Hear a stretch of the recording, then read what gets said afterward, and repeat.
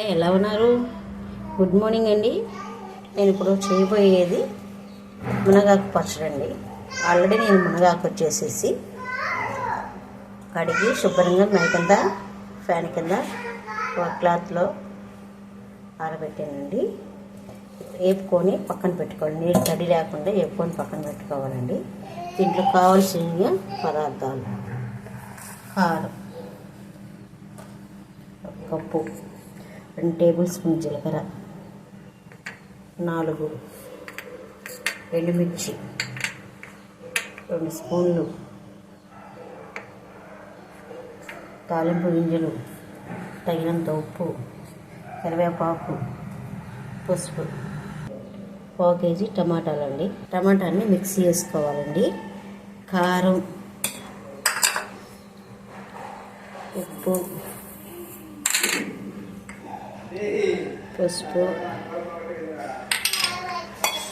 జీలకర్ర సగం దీంట్లో వేయాలండి. ఇదిగోండి, ఒక కళాయి పెట్టుకొని దాంట్లో నూనె పోసుకోవాలి. నూనె వేడయ్యాక తాలింపు గింజలు, జీలకర్ర, పచ్చిమిర్చి వేసుకొని తిప్పుకోవాలండి. ఇదిగోండి, తాలింపు సగం వేగింది. తాలింపు వేగిన తర్వాత కరివేపాకు వేసి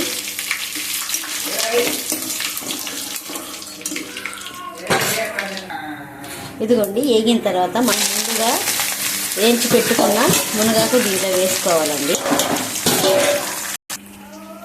మనం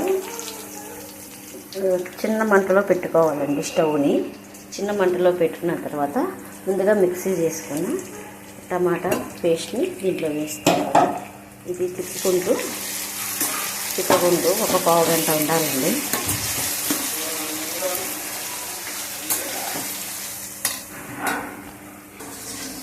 ఇదిగోండి, మునగాకు అయిపోయింది.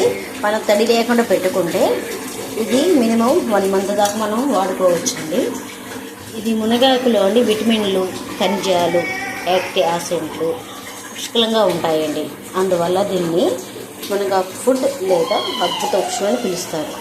మునగాకు వల్ల మనకు కలిగే ముఖ్యమైన ప్రయోజనాలు ఏంటంటే రోగ నిరోధక శక్తిని పెంచుతుందండి. మునగాకులో విటమిన్ సి మరియు యాంటీ ఆక్సిడెంట్లు సమృద్ధిగా ఉంటాయండి. మనకి ఎలాంటి ఇన్ఫెక్షన్ రాకుండా ఉంటాయండి. అదే కాకుండా రక్తంలో చక్కెర స్థాయిని నియంత్రిస్తుంది. ఇప్పుడు చూస్తుంటే మునగాకు అందరు బాగా యూజ్ చేస్తున్నారండి. మనకు వచ్చేసి మోకాళ్ళ నొప్పులు రావు, ఎముకలకు బలం అండి. ఈ పచ్చడి ఇట్లా చేసుకుంటే మనం ఉట్టి తినాలంటే